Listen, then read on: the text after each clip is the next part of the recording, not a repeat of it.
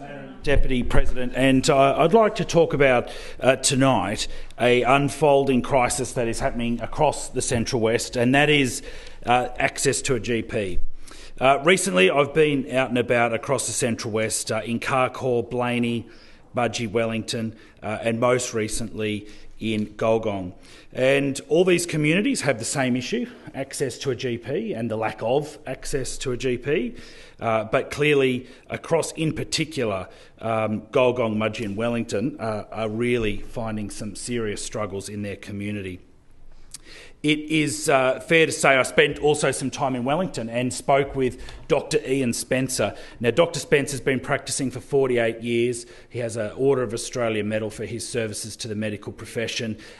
He's just a downright good bloke as well. And he spent some time with me last week talking to me about his 48 years in practising, what he has seen from different sides of politics and the bureaucracy and different band-aids that have been put on the health system over the years. And it was good to talk to him about what is the short-term solution, but some longer-term ideas to find a longer-term solution.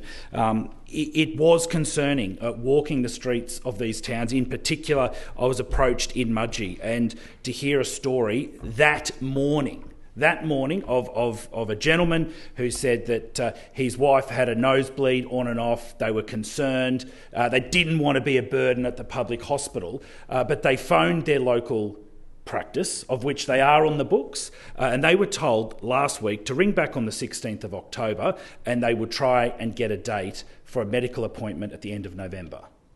Now, that isn't good enough, and that couple drove to Sydney.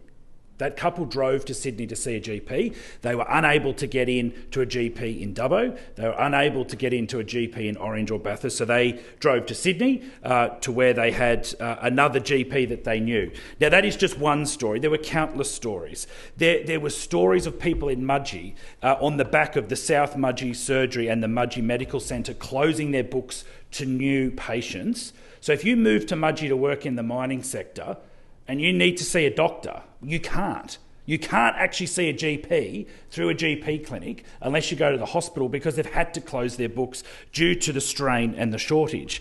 Now, there were other stories, like I was approached in Mudgee by people that make an appointment to see their GP 7 weeks in advance, whether they need to see a GP or not. Now, that is just, I haven't heard anything like that. That is quite extreme, that people have to go to those measures. I heard in Gulgong from older residents that they can't even get their driver's licences signed off by a GP because Dr. 𝙒𝙚𝙚𝙚𝙚 is not well and isn't returning to the Gulgong medical practice, so they don't have a local GP. Now, there was also a lot of concern around getting scripts renewed, in particular for older patients. Now, what you learn, or what I certainly learned from all this, that in particular in Gulgong that doesn't have a GP, that needs a GP, they need a short-term solution. The state member Dugald Saunders and I walked the streets of Gulgong last week, spoke to a lot of people trying to find what is the short-term solution, and I note that the member for Dubbo has already been to see Ryan Park, the Health Minister, to talk to him about this firsthand, because petitions and talking about it isn't going to deliver a solution. What we need is a short-term solution around a locum doctor in Gulgong as soon as possible. That community needed that locum doctor delivered by the LHD and the New South Wales Health Department yesterday. But longer term, this is where it is really important that there is a huge role for the federal government, whoever sits on government benches, to play in the space. We will see the Murray-Darling Medical School deliver their first cohort of new GPs at the end of this year.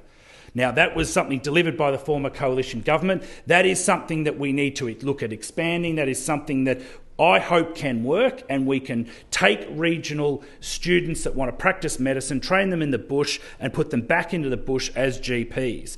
But we need to look at other measures, because clearly the Medicare GP provider numbers, we need to look at quarantining a percentage of those for regional areas. We need to look at the cost of locums versus maybe waiving or freezing or giving better incentives around wiping HECS debt at the beginning. But also, the big one, then Dr. Spencer raised this, I think the time has come to look at a rural loading for rural GPs.